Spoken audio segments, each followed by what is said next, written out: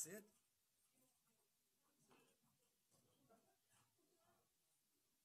I'm gonna play some other songs.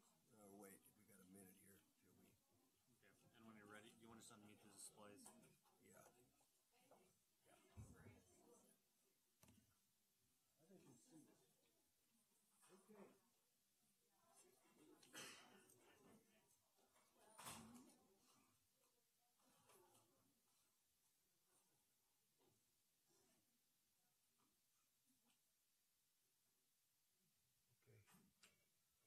Okay, has everybody got their folder that's once a folder?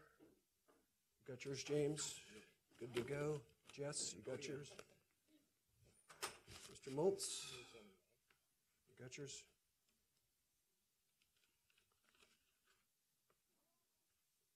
I said that.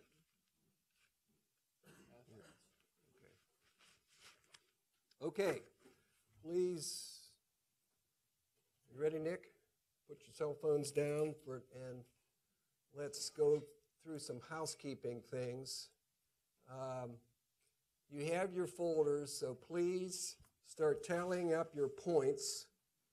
Add those up. My math tells me there's 123 points for the class.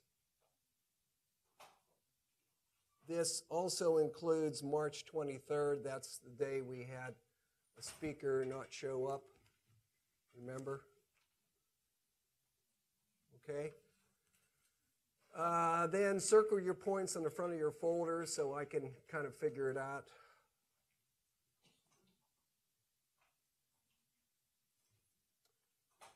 Then as we talked, I will drop the lowest in-class assignment.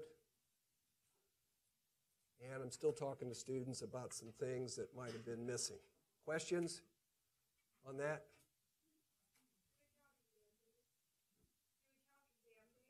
No. 3 exam days, I would think that would be 100% attendance, so there should be no motivation. The motivation on that should have been internal.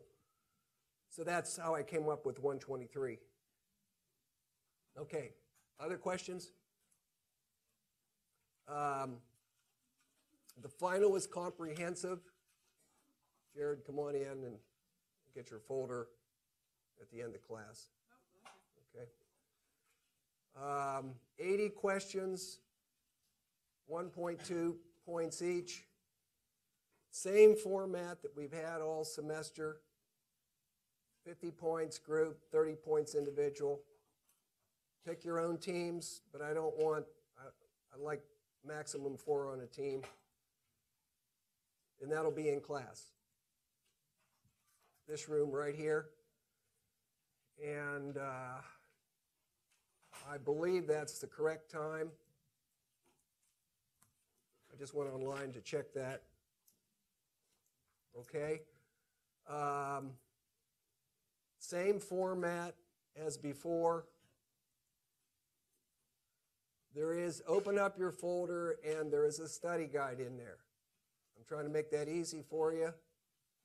Maybe you're not concerned about that, I don't know.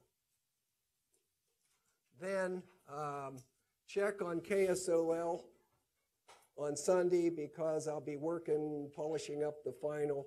There's still things I want to do to it and make some changes to it. And I'll probably be in here. If you want to stop in and see me and talk, I'll be in here probably Sunday afternoon, probably starting at 2 o'clock. Okay? Other questions about the final? It's the same format. I mean, you're going to get a Scantron card, and if you don't like how the rest of the group goes, it's your life. Do what you want to do. Okay? Okay, I asked some people to come in here today because this is the last time I'm going to do this.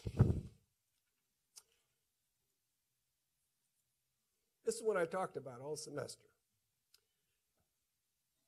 Set guidelines and try like mad to stick to them because you want to make me change. Try to keep it short and simple. I learn a lot from students. Listen and then listen some more. I think I do that. I try to anyways. Just find a seat.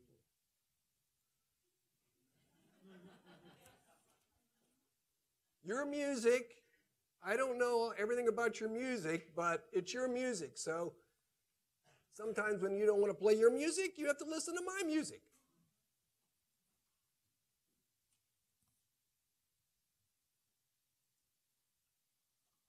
Remember this.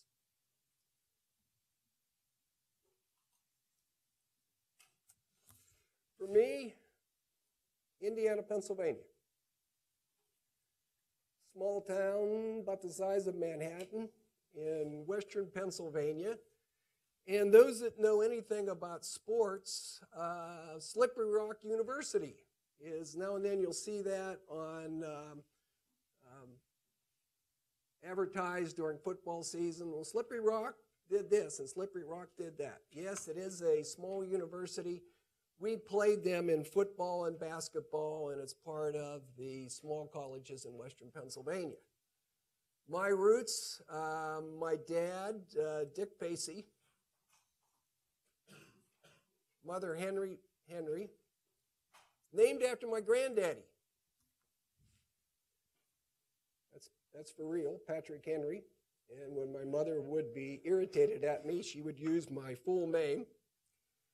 And I was named for my granddad because when my mother was pregnant with me, she lived in Gallup, New Mexico, and my granddad drove all the way across the country to come down and pick her up and take her back to Indiana. And you'll find out why in a second. So she felt so compelled to name me after her daddy. His name was actually Herman, but everybody called him Pat. And he was a coal mine foreman. And both of my families have coal mining backgrounds. And those of you, I don't think anybody in here had any coal mining in your family, but this would be a typical small town in western Pennsylvania, and actually they're called patch houses. And you can see they're all alike, and they're all in a row. And the coal mine usually built the houses and would rent them to the coal miners, and the coal company would actually have a general store that they would sell things to the coal miners. So the money never left the community. And it was a model, though. It worked. You can see how it looks today. Well, not really today, but this is actually a small town, and I picked Clymer because that's one of the small towns that my mother lived in. You can see it's up here because her dad, Pat Henry, would move around to all these different coal mines because when the coal ran out, they would move, and that town would kind of dry up a little bit. You can see where Indiana is, and my dad actually came from Blairsville. And there's another small town. Howwood, Alberta, McEntee, these are small coal mining towns, and if you went there today, there would probably be 2 or 3 houses. But this was a dirty, dirty industry. And you really wanted to have a college education or have some type of education because at an early age, you would be destined to work in the coal mines. My dad came from a family of 11, and my mother had a family of 12. And interesting fact about my mother's family, she had 2 sets of identical twins. Where's Jane Marshall? Are you here? Jane, she was here. 2 sets of identical twins. And my one aunt, my Aunt Jean, came to an event we had last week. But 2 sets. And sometimes I'd walk up to my aunt and I'd start talking to her as my mother, and she'd look at me and she'd say, "Get out of here. I'm not your mother." They were so close, but when I looked at them, I said, "Oh, yeah." So I'd have people call me up and say, "Is your mother down in Washington, D.C. now?" So that was really interesting. There's Howwood today. Now,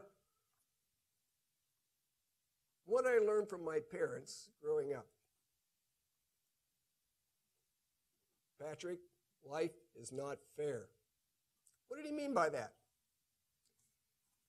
He was in the Army in Gallup, New Mexico, and got the flu and went to the infirmary, and they gave him an injection of sulfa drugs. He was allergic to sulfa drugs.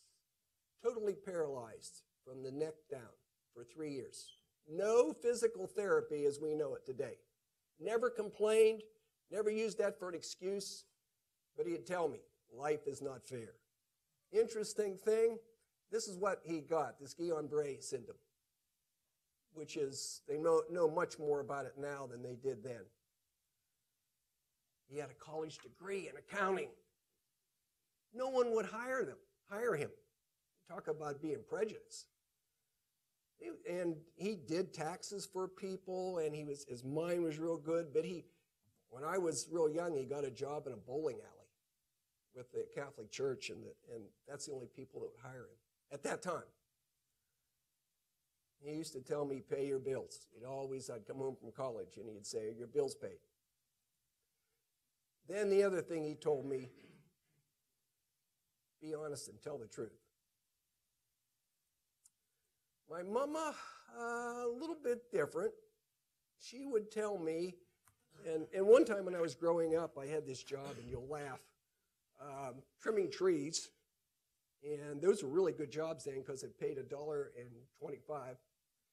And the first couple days I was there, it was miserable because it would be like cornfields. There'd be long rows of these trees in western Pennsylvania where the government came in and said, look, they did strip mining then, where they would take the coal off the top of the soil and they would just leave it. So you would go and you drive around the countryside, and here you'd see these fields that had coal and soil, and it just looked terrible. So they said, okay, you got to do something with these fields. So they found out that Christmas trees just thrived. So they planted them like corn rows. So in the summertime, you would have to trim Christmas trees. So Indiana actually became the Christmas tree capital of the world at that time.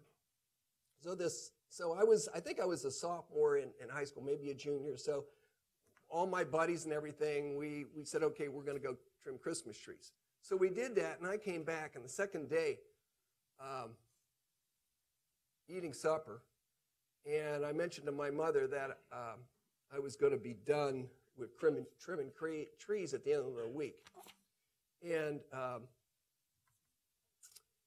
she left the table and came back, and she said, where are you going to eat? And I looked at her and I said, well, I usually eat right here, Mama. And she said, no, you're not. She said, if you quit that job, don't show up for supper. And I looked at her and I thought she was serious. 20, 30 years later, I mentioned that to her, and she looked at me and she says, I don't remember that. Think about, I know I do some things, and you come to me and I don't remember. That's the other thing she said to me. Support yourself. I'll show you why she said that. This is the other thing. The pressure to do what's right. Your whole life would revolve around the supper table and what you didn't do. It's never yelling, but just, okay, tell me about this and tell me about that. Here's the interesting thing, and this is why my mother was worried about me getting a job. Much like some of you, and when I ask you about the size of your classes and everything, I was in the bottom part of this. I thought I was going to go to industrial arts school in eastern Pennsylvania. Not that I was clueless. I was clueless, and I know sometimes when I fuss at students, I think you have so much talent. Sometimes you just don't realize it. I'm sorry.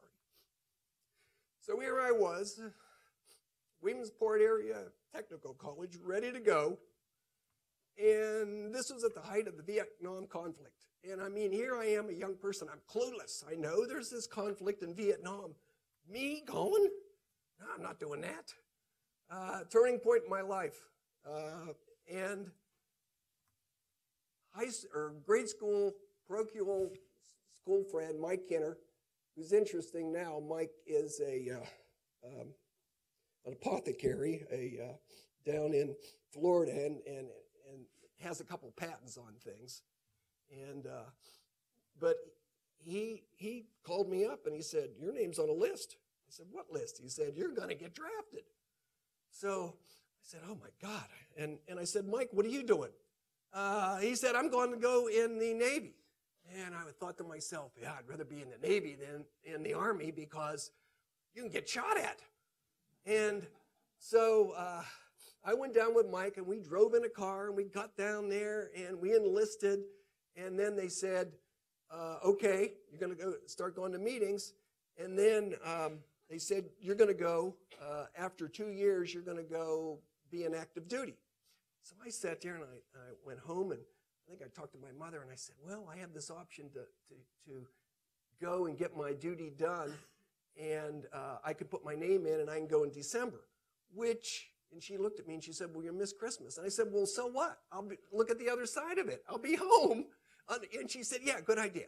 So we agreed and I shipped out right before Christmas. And I mean, that wasn't fun, but I thought, that's the thing to do.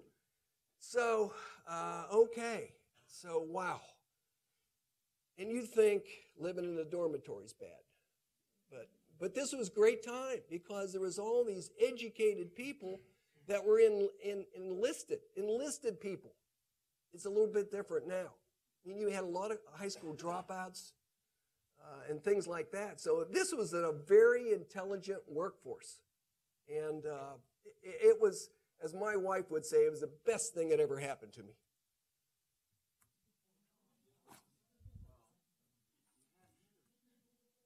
"19 years old. That was my service number, B480549. I can remember that and remember that. So I had to drive to Johnstown, Pennsylvania, which is actually another larger coal mining town. So I enlisted there, and wow, and they issued me this card. Okay, here I am, 20 years old, and remember, this is December, and I said, okay, I really had my basic training up in the Great Lakes, and that was an interesting thing, too, because the base got food poisoning while I was there. I mean, food poisoning, and you're talking 10,000 men have food poisoning. So you would just sit there and wait till it was your turn to get sick. I mean, it was terrible. But it was a great experience because maybe that was the start of my thinking, okay, food service, why did this happen and all that? And wow. So the other thing, I was given a ticket. I had never been on a plane. And they said, sailor, go find your ship. So I got on a plane in Pittsburgh, Pennsylvania. And you got to understand that this was the Vietnam War, and I was on this ship, and I'll show you in a second. It was a small ship. And it would go here, it would go there. And I mean, here I would show up in this city, and I would go down to the pier and look for my ship, and somebody would say, well, it left this morning, or it was here 2 days ago. So I was, for 2 weeks, I was living out of a duffel bag and was running out of money. And talk about culture shock. I remember getting on a train. It was in Taiwan, Formosa, I guess, at that time, and went to the train station, and I needed to get a train ticket to go from Taipei to Kaohsiung, which was like 300 miles. And I went up to the window, and I remembered still to this day, there was some young students in class, and they came up to me, and they were so nice, and they helped me get the train ticket because they wanted to work on their English. They were so nice. And I got in this train. They got me the cheapest ticket on this train, and here I sat on this train with cows, ducks, and sheep, all around me. And the people were so nice. They would come up, and it was tea at 3 o'clock in the afternoon, and they would give me this tea. And I thought, wow. And I don't know what they were talking about, but I mean, it was quite an adventure. So again, 2 weeks chasing my first duty ship, and it was the USS Nicholas. I didn't know it at the time. This is a World War II ship. It was the oldest ship on our Navy. I spent a year on the Nicholas and I grew up. Pearl Harbor.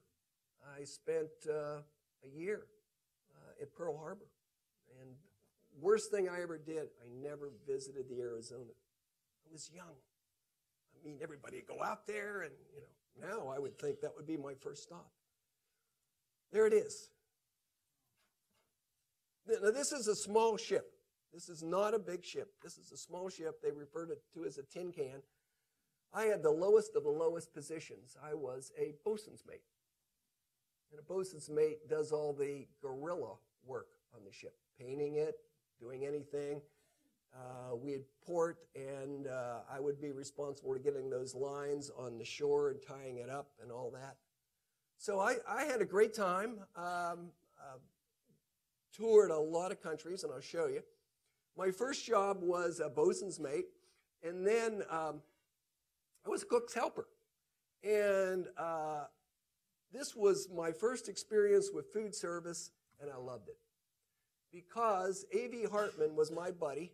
He was the cook, and I would go in and work, and I worked real hard, and that's not a place where people would gravitate to work in the kitchen. They'd want to get out of there, but I liked it. A.V., I would go in, and he'd say, "What do you want to eat?" When he started doing that, I said, "Well, I looked at the menu, and I said, we're having this and this." He says, "No, what do you want to eat?" So I would be sitting there eating things that I wanted to eat, and people would walk by, and they'd say, "Oh, it looks like we're having steak for supper." And then they would show up, and they'd say, "Where's the steak?" You never screwed with A.V. I mean, he was the lead cook. You never talked back to him or anything, or he'd screw up your food. So, but I got to eat everything I wanted. And I mean, the reason that, this is kind of funny, that's all we talked about is Lone Star beer. Later on, you're shaking your head. I didn't know that. But this, to me, wow, A.V. was really good to me. And I learned a lot from A.V.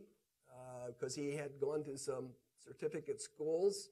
He was a hard worker. Get up at 4 o'clock in the morning, and he asked me to get up to help him, and I would.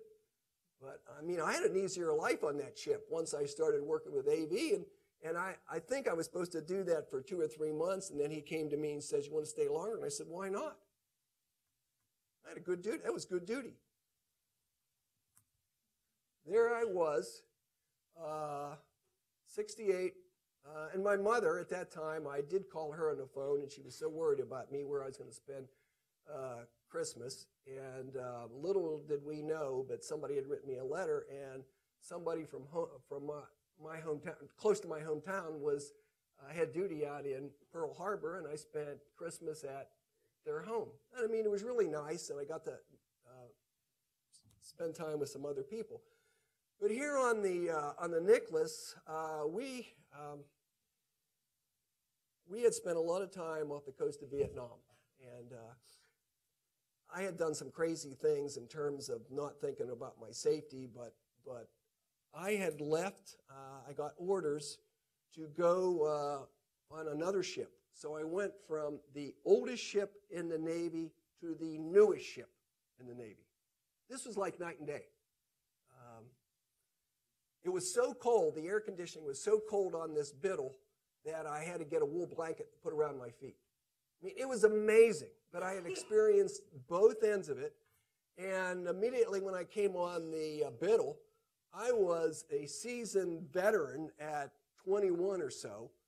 And here are all these young other men that hadn't seen combat. And I mean, I didn't, they were talking to me, combat, what about this and what about that? I just, it was part of life. And immediately they gave me the 50 caliber machine gun because they thought I knew what I was doing. Oh, geez. The hardest part about that was I had to take that gun apart every day and clean out the seawater, or not seawater, but salt. So that was my gun, and I had manned that. And I guess because I had patrolled, they looked at my record. I mean, here's a bosun's mate, and I go on this ship. No one on this ship had been to Vietnam. They had just come over, and they looked at me like, oh, geez. They gave me this mortar to fire, so I did that. So it was kind of interesting. And at that time, too, I was what the Navy calls a shellback. And I had gone over the equator, and I was 3 of 300 that were shellbacks on that ship. And the shellbacks, the Navy initiates anybody that doesn't go across the equator, and they make them from a polywog to a shellback. So I spent a day harassing, terrorizing all these other sailors that we needed to initiate. So that was interesting. Here I am, and this is the ship's party, and this is Nagasaki, Japan. Here's the interesting thing about this. Here's the lesson on this. This was about 35 years ago. Buzz Thoman, who is from Topeka, I go on the website of the Biddle and I'm playing around, and here's Buzz's name comes up as in Topeka, Kansas. Shipmate of mine. He was another bosun's mate, had a rack right across from me. Great guy. And then another great guy is Joe.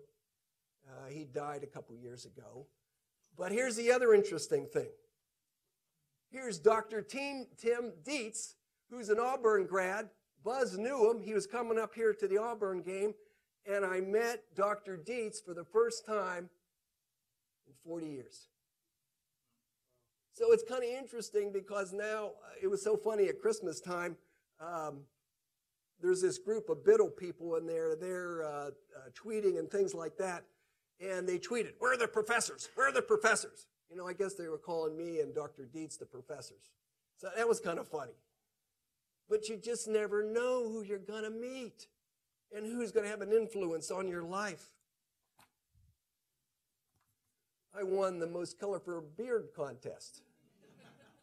And that was what they referred to as a monotony breaker. Because beards from this captain were, no, you don't do beards. I mean, this was a pretty sophisticated ship. The captain was Mahlon T. Scott, was a real taskmaster. And that was pretty amazing. But this is what I learned in the Navy. America is a great country. I learned this. Here's a little boy from Western Pennsylvania. A lot of the ages that are in here. Mozambique. We went out to dinner one night, a bunch of us, and our wait staff got beat. We saw, he was in the back there, and we saw the owner beating him, and we were so concerned. We went back, and the guy finally came out, and we saw him as we were leaving, and he said, the owner didn't like that I didn't talk to you fast enough, or I didn't understand something. Talk about harassment. Oh, this is poverty. The poverty, I wasn't used to it. I couldn't believe it. We took a field trip when I was in Taiwan, up in the mountains. Actually, it was a orphanage. This is on our way up there. We walked up there. I couldn't believe it. People lived there. But then, one of the great things about being in the Navy, you get to tour a lot of glamorous places, and our captain, Mahlon T. Scott, had a lot of connections, and we went to a lot of nice places. Copenhagen, Portugal, let's see, let's name a couple, but we went to Hong Kong. My first time in Hong Kong. And that was when the British had control of it. So you look up, we're coming in, and I asked the chief bosun's mate, "What's all that up there? We're going in on the ship. What's that up there?" And I had this camera that I bought in Japan. It was really a good camera, and I can zoom in on all this stuff. He says, "Oh, that's where people live." I said, "What?" There were thousands of people living in cardboard boxes. I couldn't believe it.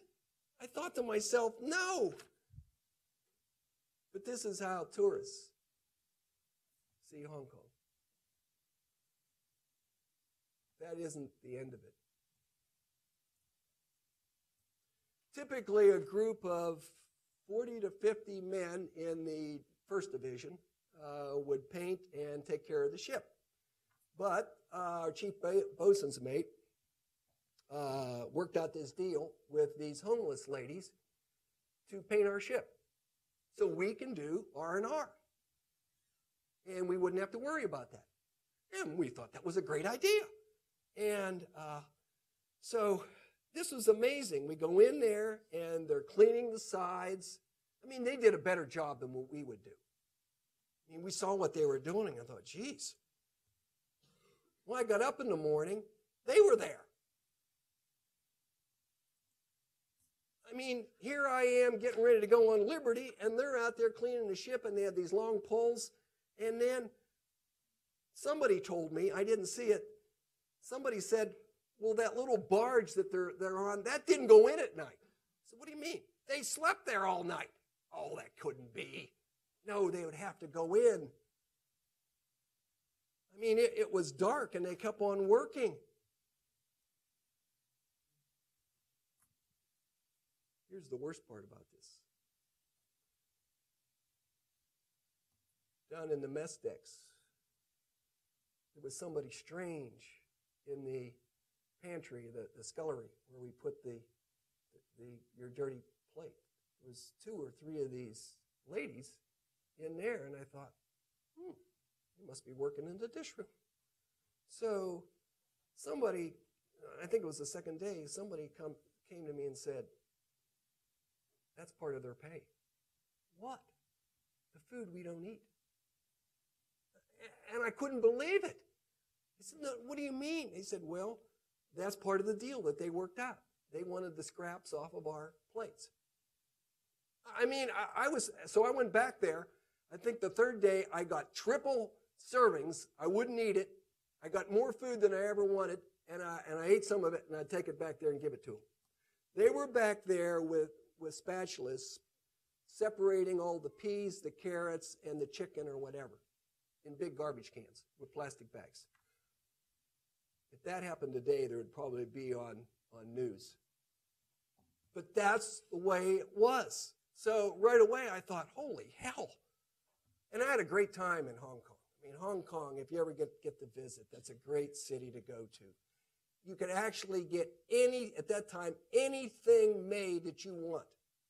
You would take a picture in and say, can you make this?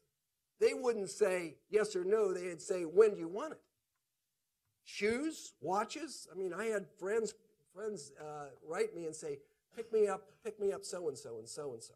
I mean, I got jewelry. I didn't even know what I was getting, and like $5 or $10. But there they were, and I mean, this was quite a shock.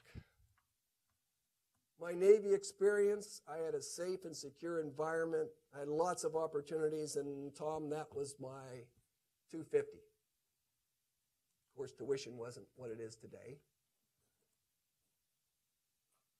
21 years of age.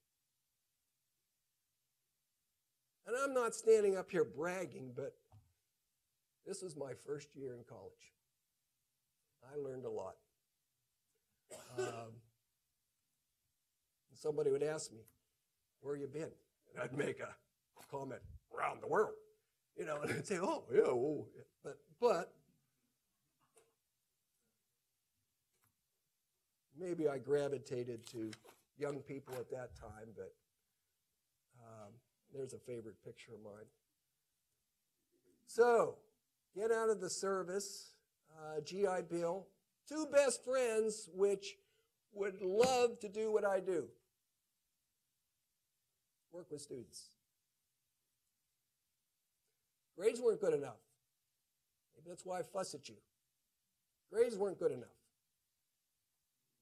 Went to Indiana University of Pennsylvania because I couldn't get in, really, so I had to go to the 4-year or 2-year school. I mean, I was not a pleasant person to be around because I would really focus on things and grades, and that was really important to me. And this is another thing. I was a non-traditional student, but I didn't know it.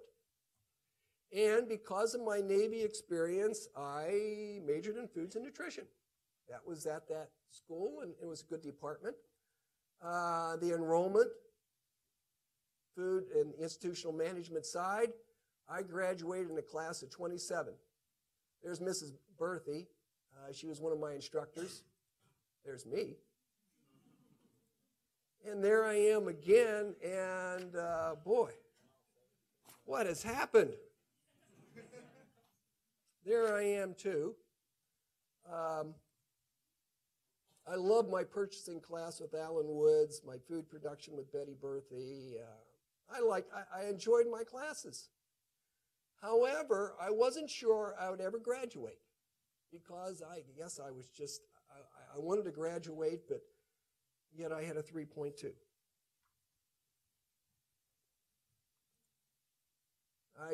And again, just like a lot of you, I wasn't sure really what I wanted to do, but I had some instructors that said, well, why don't you think about graduate school?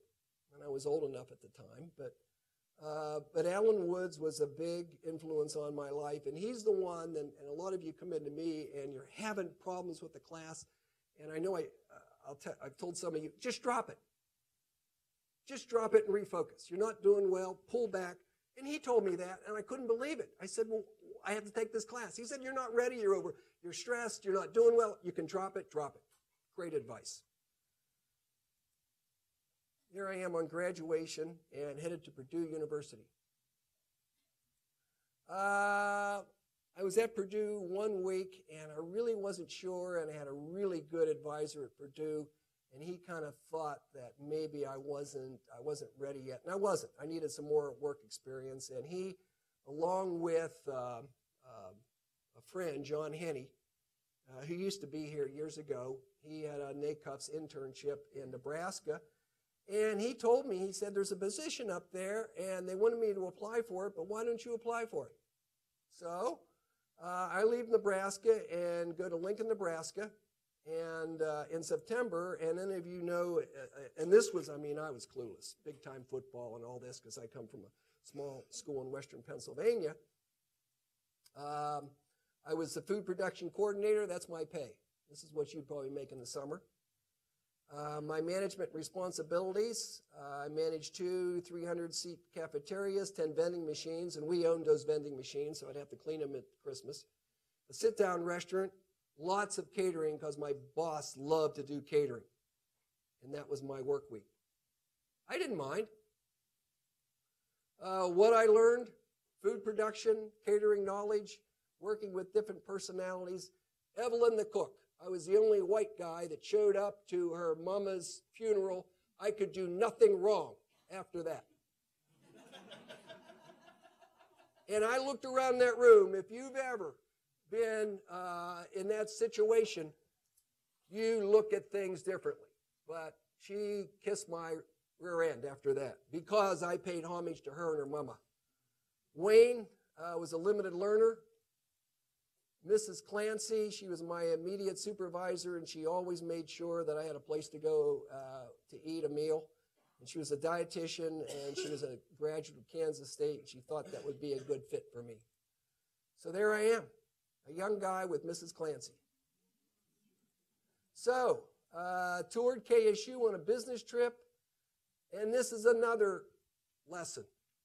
A lot of times you'll come in my office and you'll say, I didn't get the job. And I usually tell you, hang in there, keep on going. Right, Sandra? Just keep on going. And they told me there was no jobs. I got this letter. 3 weeks later, they asked me to apply again. Somebody left. Position opened up. This is when I started. Why did I get the job? What I want you to do is interview them. It's your life. Just don't sit there and ask questions. Later, I asked a lot of questions, and they said maybe you asked too many, but I was concerned. My first job, I was at Derby Dining. This is another really important person in my life, Helen McManus, because she put up with me. I learned more food production. I learned professionalism. She was very professional. Human resource skills, and I would get so irritated with her. I wanted her to make a decision, and she'd say, Mr. Pacey, just wait, just wait. And I'd say, what are we waiting for? And she would say, just wait. And 9 times out of 10, she was right. Things happened. It turned out. So I have the distinction of working in every dining hall on campus. There I am in '86. There's Mark Edwards. There's my mentor, Mrs. McManus. Garland Lewis just retired this year, too. Janet Maxwell, her daughter is a graduate of our program. She graduated 2 or 3 years ago. 1990. That was the year, Dean, that you can cut a deal. I didn't want to leave dining. I liked my job, but Judy Miller, who was the department head, she said, just come over for a year. She worked it out with Barbara Stowe, the dean then. She said, you're going to be an interim dean, or interim, I just moved up, interim director. And Judy Miller was our department head, and she said, if you don't like it, you can go back. Dr. Miller, she took on the tough issues. This is the thing I've talked to you about all semester. She was a good listener. She asked your input. And she listened. Sometimes she did nothing because she was still listening. And she was fair. I learned that too. If you do your work, and she was fair.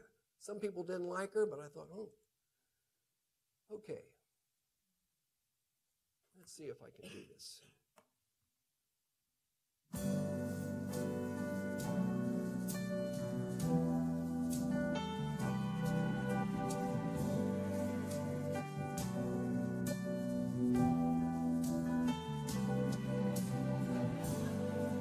I've been searching a long time. This is the truth. Someone My mama would be so annoyed because I'd get in the car and drive back to myself. I've been traveling all around, Ruth, she got her PhD on Friday. We got married on waiting for you Sunday. to come What a through. weekend. Someone like you, Best thing I ever did in my life. make it all worthwhile. My dad be my best. Someone like you, Best thing. keep me satisfied. Someone exactly like you. A lot of questions. So when your parents asked you questions and I wasn't ready, I I've been wasn't ready for all traveling. the questions. I only hope that you find the right person.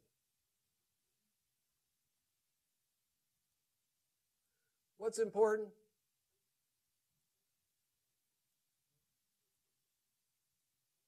Professionalism. Inspire students to become self-learners. Strive to create environments in which students want to do good. Build student leaders.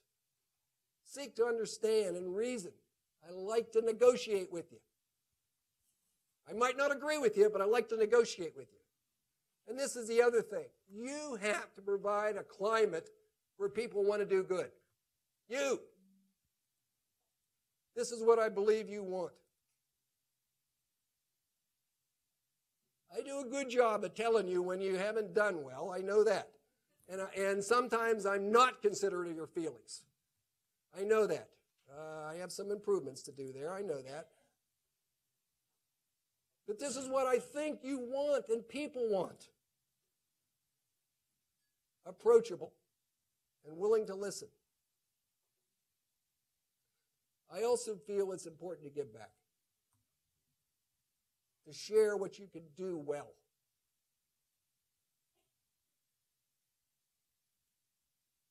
Look at me. I'm going to keep on going.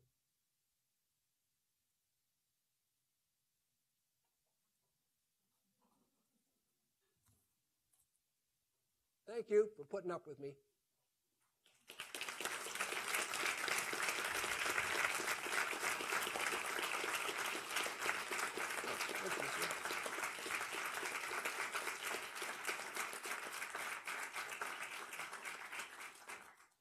Let me finish with one thought, and Dr. Sauer here, where's he? Dr. Sauer, is he? Kevin's here, but, I'm not a great person. But years ago, Dr. Sauer, and he was a student in my class, he had written this paper. It was good. It was a good paper. But I had written on it, you could do better. He still holds me hostage to that to this day. You could do better. And I could do better. I wish I could have done better. And let me finish with this story. Doc B and I were driving back from Nashville at the time, and we drive through Memphis. And Memphis is an interesting town because there's some really bad areas of Memphis, and you want to stay away from those. So we were driving through Memphis, and we stopped at this one gas station we always stop at. 2 reasons. Cheap gas, but they also have pecan beer, Mississippi pecan beer, and Doc B likes that. I like it too. So we stopped there and get some gas, and I go in and get the beer, and I started the gas thing, and she's in her car there, and I come back, and here is a car that I didn't notice when I first went in. It's parked right beside the pumps, and the front tire is completely flat. So I'm there pumping gas, and I go around to her side, and I say, "What's that car back there?" And she said, "It was back there when you got out, too." But I was so hell-bent on getting the beer. And I come back, and I'm pumping the gas, and I notice, and here is a young black gal in that car on her cell phone crying. And I look, and her tire's flat. When I went in there, the men in the convenience store were kind of making jokes or whatever about the flat tire and all that. So I went over to the window, and the window was half down, and she was crying in there. I said, "What's going on?" She said, "My cell phone is just about dead, and I can't get so-and-so to come and help me. They're at work, and they can't get off." And I went back. I said, "Well, wait a second." I went back to Doc B, and I said, "I'm going to change your tire." She said, "You're going to do that?" I said, "I'm going to try." So she coached me. We got out of there. You know, I do the things, and she kind of coaches me. So the gal got out of her car, and I didn't know it. And again, you know, we don't see everything. One of her legs was deformed, and what do you call it when you have a fake leg? What is that called? Not a real leg. What? Yeah. Okay. So I didn't notice that, and she was so thankful, and I went to the trunk, and I started changing this tire, and here's how bad it was. I put the lug wrench on, and it just spun around, and she said, "Oh, yeah." So she went to the glove compartment and got out this fitting and gave it to me and said, "Here, put that on." So I put that on. Ooh, it worked. So I was there changing the bolts, and then I got to another one, and it spun. She says, "Oh, yeah." So she went to the glove box again and got another fitting. This was she lived in a bad part of town, and she had the wherewithal to have different lugs on there because she didn't want her tires taken. So here I am, and we get that going, and we're talking to her, and the could do better part. Doc B's talking to her about what she wants to do. She wants to help young people. She's gone to school, and I mean, hear all the things that we know about a university and all the network we have. And we didn't get her name. We could help her more. And then the worst part about it is we're driving. We get her going, change the tire, shake her hand, and leave. And we're driving down the road, and I said to Doc B, I said, "I wonder if she has gas." I had $20 in my pocket. I could have done better. And to this day, we still say, "I wonder who that young gal is at that." And when we drive through there, I look. Not that I expect to see her. But think about that. You think you do good, but you could always do better. And I'm a good example of it. So let's get you out of here, and thanks for coming.